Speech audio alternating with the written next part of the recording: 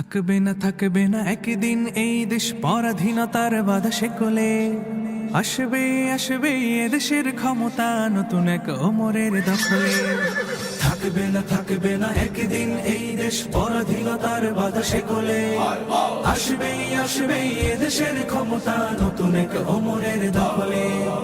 আসবে এদেশের ক্ষমতা নতুন এক ওমরের দখলে। থাকবে না কোনো দ্বিধা দ্বন্দ্ব, থাকবে না কোনো কাজ মন্দ, আইনার থাকবে না অন্ধ, হবে সব জুলুমাত বন্ধ।